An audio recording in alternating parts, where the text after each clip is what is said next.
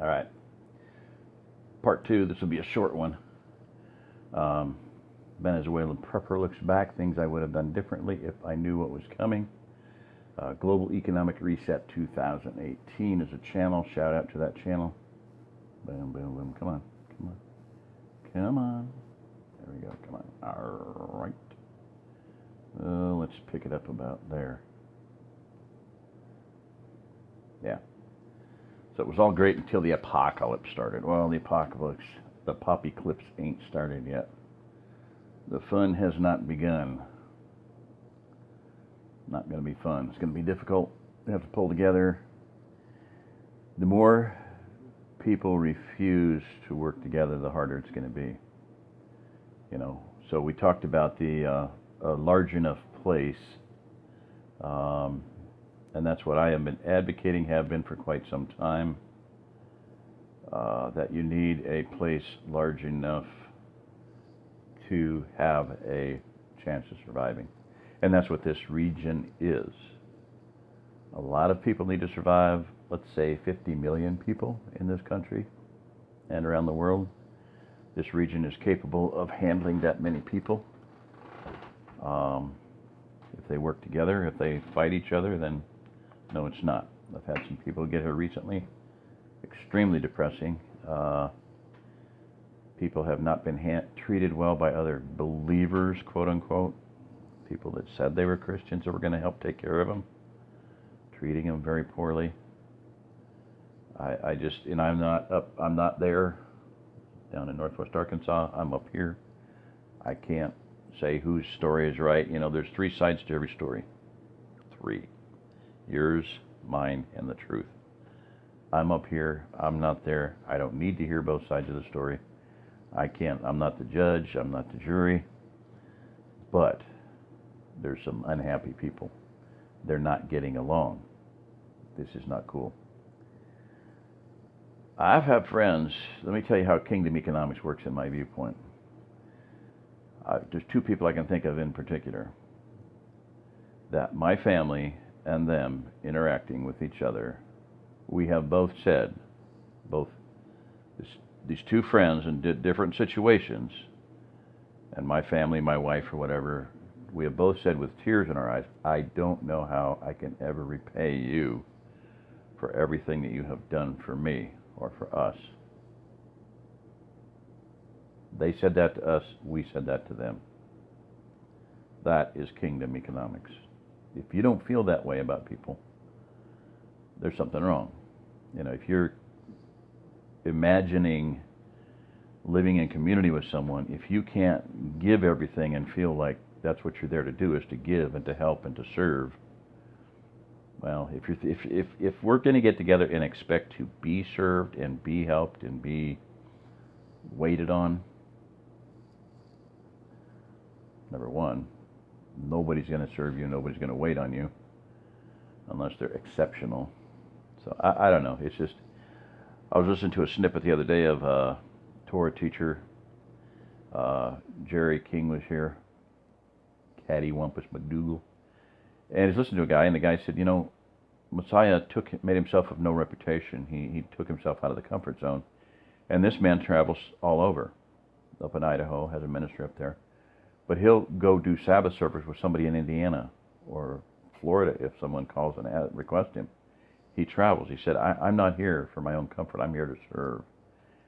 And I was like, wow, that's really cool. You know, I mean, it made me feel better. Because, I mean, that's why I sleep on an army cot. I don't want to be comfortable.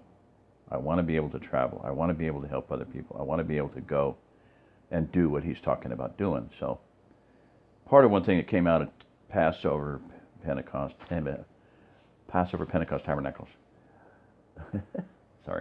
Pentecost, was, you know, that desire, that is, I know that needs to be done. I know there needs to be headquarters. I know there needs to be people helping each other. And so I'm just saying, where I am at right now, where I just happen to be at right now, this is headquarters. If you all out there listening, and I'm hoping that fairly soon here, a lot more people will be listening to me. There's a new channel, Homestead channel, Home Skillet. I like them. Pastor Joe Fox gave them a shout out. They went from 2 subscribers. Joe was their second subscriber to over 4,000 subscribers in a matter of a few days. I have less than 4,000 after 30-some years of work. Okay, after being on YouTube since 2000 and whatever, I don't even know. But Joe Fox got together with me and my wife at his place in High Prairie Acres, Kansas, 2014, our last anniversary. 2015, I got a divorce for my anniversary. But point is that's okay. Since 2014, I went home. He encouraged me to get on YouTube. I went home, started this new channel, got my book out there, read it online, and I've got over 500 videos up. I am trying to help people stay alive. This young couple now with 4,000 subscribers are just city folks that absolutely know nothing and admit that they know nothing, which is cool, and don't have a plan and say they don't have a plan, and they don't really have anything, other than this is what we did and this is what we're going to do. They don't have anything to share much. So I just hope more people will be listening. Okay, so headquarters, association to help people move, help people relocate, help people get established, like this couple, Home Skillet. I wrote them, I said, hey, I don't know where you're at, but I'm here in Fairgrove. How far are you? I'd like to help, be able to share information. So, all right, anyway, think outside the box.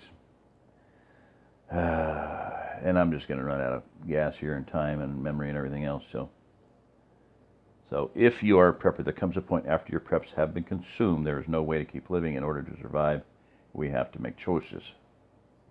Okay. This is not going to be easy. You're not most likely going to end up gathered around a bonfire singing Kumbaya, roasting hot dogs and marshmallows while the entire country falls apart in cities after the last hot dog has been eaten and there is no way to replenish supplies. That is when the bad weather starts. Without enough resources and the proper mindset, like being ready to eat fish every day, for instance, if you have a river close enough. Good point about moving to Missouri. There's huge rivers with a huge fish population all over the state.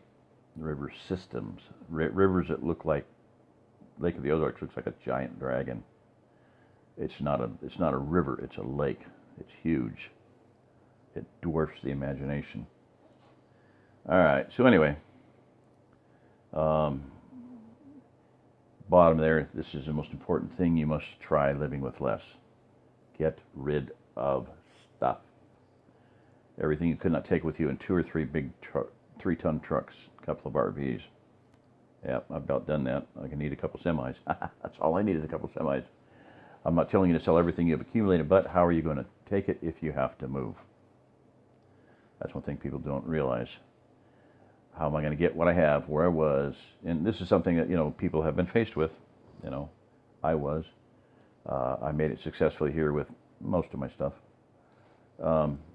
Margot crammed everything she had in a van. Van died. Catalytic converters fried. Pretty predictable. Ship the stuff ahead of time. It's one solution. Get a bigger vehicle. Everybody is bemoaning decisions made, and I'm not knocking any decision she made. She tried to get here in the time frame that she felt was appropriate. But our species survived by its nomadic culture. That is something that comforts me in these days. The most